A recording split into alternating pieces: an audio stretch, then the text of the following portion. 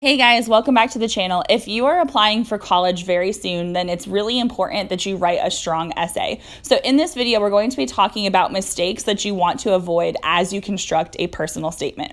One of the biggest but most easily avoided mistakes in a college application essay is not enough context. So the opposite can also be true. Sometimes kids put way too much info in the beginning of their essay and it really ruins their pacing and they just need to start with the action.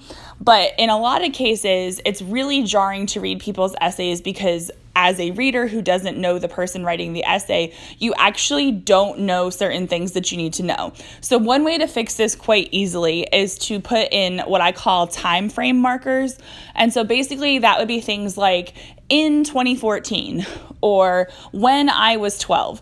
That way the reader knows approximately when this happened and they can kind of do the mental math and think like, oh, it was 5 years ago, or okay, the person's 17 or 18 now, so they were in like middle school when this happened. So basically some kind of reference point for your reader because they don't know who you are. And so if you write your essay assuming that they know these things and they don't, it can be really confusing. So one way to just double check that your essay makes sense is to have someone read your essay, presumably someone who doesn't know you super well. So it could be a teacher, it could be a friend, but somebody who is removed enough from what you're writing about that they can be objective and they can tell you, you know what, hey, this doesn't really make much sense here. One other thing besides time that you might need to contextualize is references to other people, or potentially like if you're talking about an event or something in your town, people might need a little bit more context to know what that is.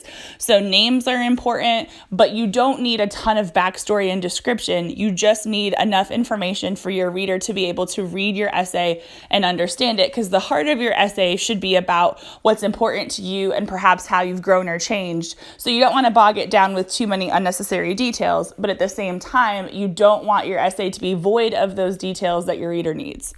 One of the other big mistakes that I see very frequently in students' essays when they're writing a personal narrative is that they don't clearly connect ideas. So if you're confused about how to do this, I have a video on my channel in which I look at YouTubers' essays for their college applications, and I've linked all their videos in the description box of that video. And I talk about what I liked about their essays. And a lot of those essays have this concept of linked ideas. So it's all about the structure of your essay. So if you want some examples of how to do this effectively, definitely go check out my video and then the videos that I linked, because it gives these examples that really show the skill quite well.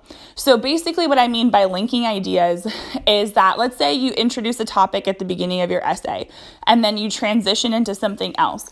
You need a smooth transition, and you might also consider your first concept and bringing it up at the end of the essay, because otherwise it just kind of feels like it falls flat.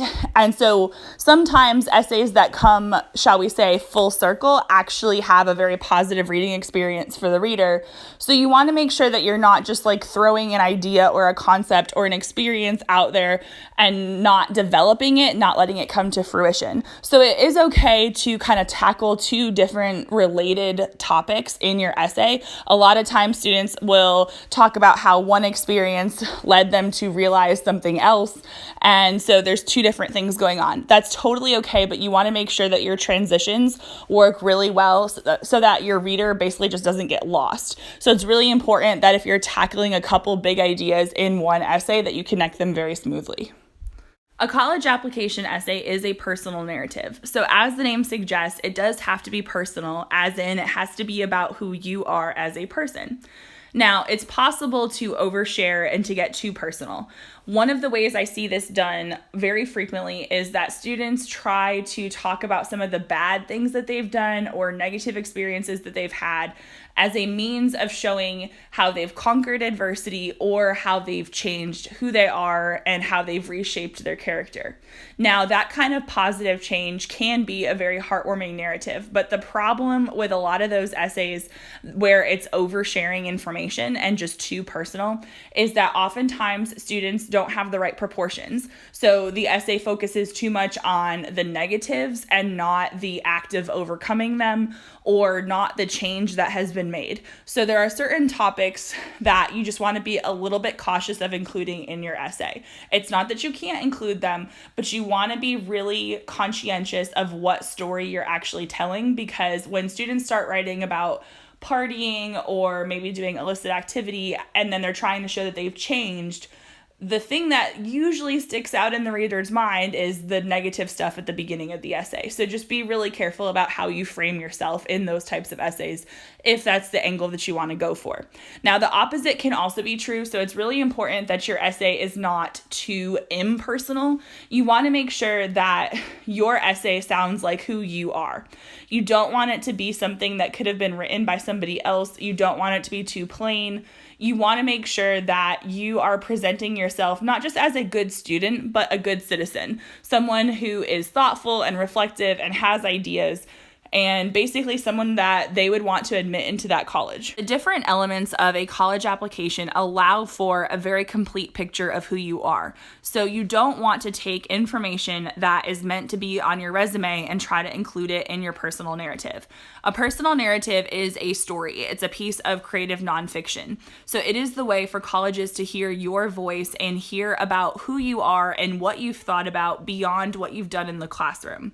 So you don't want to take the items in your resume and basically list them in paragraph form in your essay, because it's super boring and it's basically like double dipping. So you are emphasizing something that belongs elsewhere and has already been discussed. And so you want to make sure that your essay is about who you are beyond what you've accomplished in high school, because they're looking not just for a good student, but they want someone who is going to be a good citizen, a good critical thinker, somebody who is overall a good person. And there's more to you than just your academic record. So let that shine through in the narrative itself. One of the things that you need to be really cognizant of when you're choosing your topic is that there are certain topics that are overdone. And so you want to make sure that if you are choosing one such topic, that you have a unique approach. So one of the topics that I see all the time is this idea of I went somewhere or worked with someone and it changed my view of the world. It happens with mission trips. It happens when people talk about working with others who have disabilities or working with the elderly. And if you've done those things, chances are they're on your resume anyway, so they might not be a good essay topic.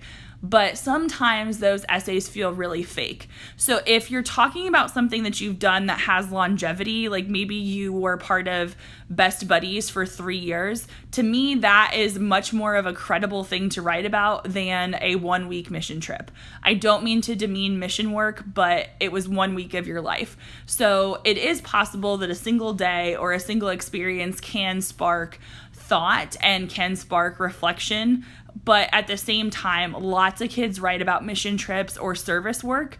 And so you want to make sure that your essay doesn't come across as cliche or you trying to be this goody two-shoes, because that might not be what you intend, but sometimes that's how those essays read.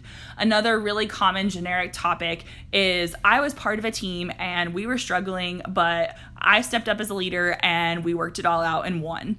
So I am a coach, and there have been plenty of times where I have witnessed students step up and change the game. And I think that is something that I would highlight in their reference letter. And if they have an official leadership title, I would expect that to be on their resume. But let's face it, if you've done sports or if you've done something like debate team where you still have to work together as a group, chances are there's been a time where you have struggled. You haven't won everything, or there was that time when the group was dysfunctional and you had to be the voice of reason. While that is admirable, that's kind of an expected life experience, so it doesn't necessarily make you unique. So I would really consider choosing a different topic or shaping the narrative a little bit differently. It should go without saying that you want to submit a clean final draft of your essay when you click submit and turn in your application. So one thing that I recommend is just double checking your punctuation. You can have a teacher look at it. You can have a friend look at it. I also really like Grammarly. I think their free program is really good. I have a paid subscription, but I think the free program works just as well for purposes like this. Now, as far as proofreading, there's another big thing that you have to think about, and it's not grammar. You have to make sure that the essay that you're submitting, especially if it's a supplement, which means that it's an extra essay, you have to make sure that it's going to the right school. A lot of times the supplements are very similar, and they're things like, why do you want to go to our college? Or what do you want to study? And students tend to put college names in those responses.